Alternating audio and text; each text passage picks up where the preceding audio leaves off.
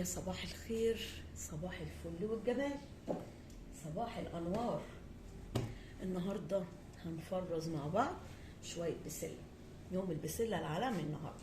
بس طبعا انا جبتش البسله على بعضها والكلام ده، لا، انا فصصت دول ولسه بفصص تاني اهو، معايا اهو حبه تاني لسه ما كملتش.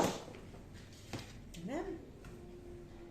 وهقول لكم على حاجه، حابه تخلي الجزر، انا جايبه شويه جزر حلوين يعني، عايزه تخرطيه خرطيه، عايزه تبشريه ابشريه. انا بصراحه بعمله كده في الكبه، بفرمه خشن شويه، لا بنعمه ولا بخليه تخيف. كمان حابه تحط البسله وحدها والجزر لوحده، المقدار اللي انت عايزاه براحتك. عايزه تحط الاثنين في كيس واحد براحتك برضو. انا هعمل كده وهعمل كده واوريكم.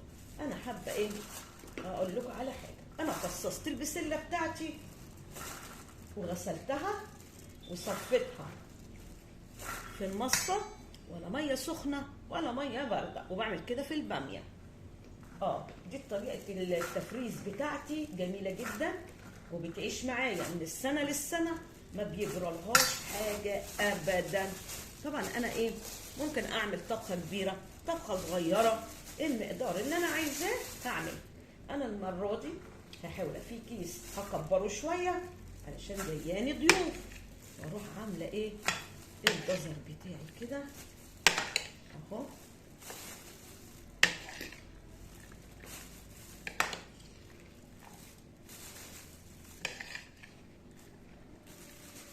تمام. طلعي الهواء وفرميه كده شويه، وروحي ربطه جميله كده اهو.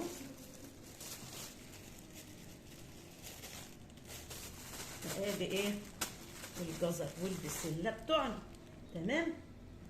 طبعا انا الرخامه بتاعتي نظيفه، حتى كمان تخلي البسله لوحدها براحتك.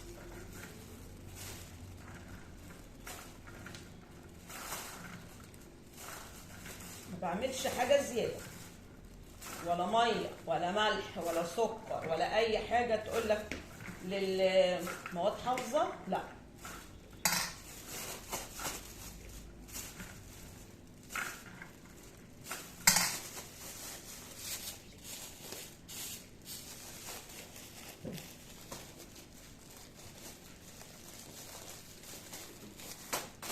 ادي كمان اهو، نجيب شويه جزر وحدهم. انا جايبه جزر كتير، الكيلو ب5 جنيه والحسابه بتحسب يا معلم، يعني الجزر رخيص، انما البسله جايباها المره ب30 جنيه. ليه؟ مش عارفه، مع العلم امبارح كان يوم السوق، فانا هحط الجزر لوحده في كيس اصغر.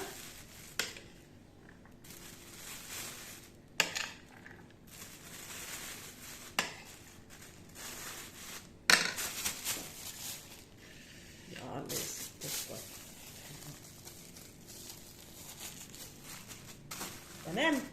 عايزه تعملي كده اوكي، عايزه تعملي كده اوكي. انا عندي الجزر كتير، هفرزه وهخلص البسله بتاعتي وهرجع لكم. شايفين بقى اهو، عاملين بسله وجزر مع بعض، وجزر لوحده وبسله لوحدها. عامله تاني يا تيتا النهارده؟ مسبكه شويه طماطم، وبرده هوريكم انا عملت في الطماطم، وانا مفرزه الطماطم معاكم في القناه. وعامله قلت لكم اني عملت طريقه ما صفتهاش، انا بضربها في الخلاط بتبقى كلها دايبه في بعض. وهقول لكم تاني انا عملت مع الطماطم. خليكم معايا، بس قبل ما اقول لكم خليكم معايا، بس مش هننسى نعمل اللايك. اوعى تنسى اللايك. تمام، لايك سبسكرايب، هندوس على الجرس عشان يوصل لنا كل جديد مع تيتا. يلا بينا. بصوا بقى يا كتاكيت، بصي حبيبه قلبي انت وهي، الطماطم دي طبعا دول عارفين دول كام؟ دول 10 كيلو.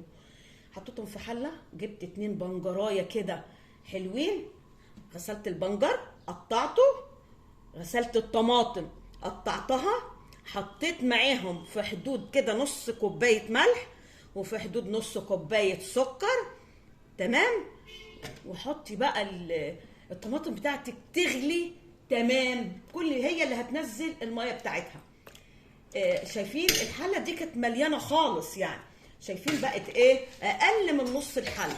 ما تخافيش، هو طبعا سخن دلوقتي. هنعمل ايه؟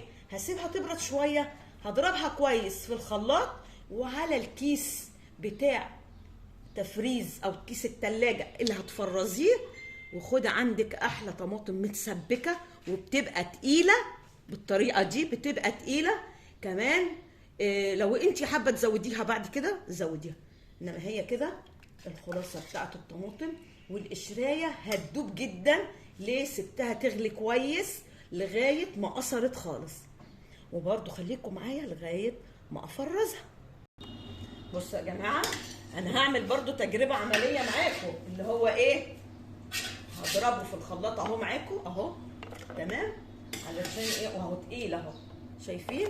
وهصفيه وهطلع واوريكم ازاي ما فيهوش حاجه. تمام. تعالى بقى يلا الخلاط بتاعنا، بس علشان ايه الصوت.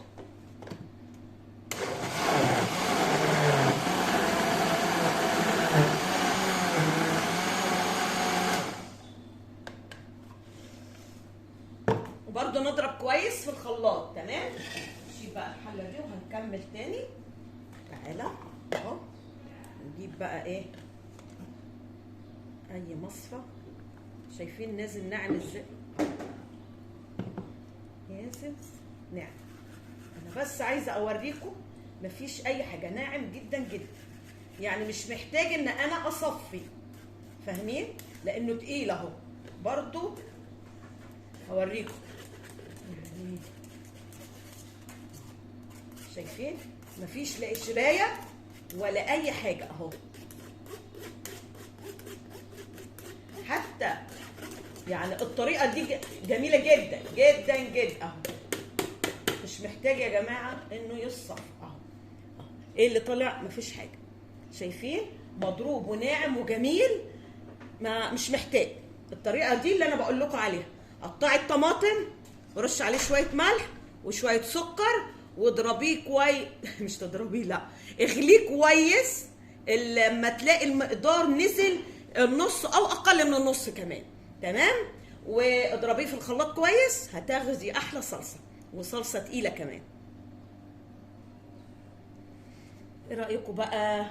خلصنا البسله بتاعتنا والطماطم، وتعالوا ندخل على الفيديو وهنشوف فرزناهم ازاي. طريقه سهله جدا، واعتمدي طريقه الصلصه جميله جدا، ومش هتطلعي لا قشرايه ولا هتطلعي اي حاجه. عملتها معاكم قبل كده ومش عايزه اطول عليكم. هنشوف فرزنا البسله ازاي وفرزنا الطماطم ازاي، ويلا بينا على الفيديو. اوعي تنسى اللايك وسبسكرايب وندوس على الجرس يوصل لنا كل جديد من عند تيتا في المطبخ. يلا بينا.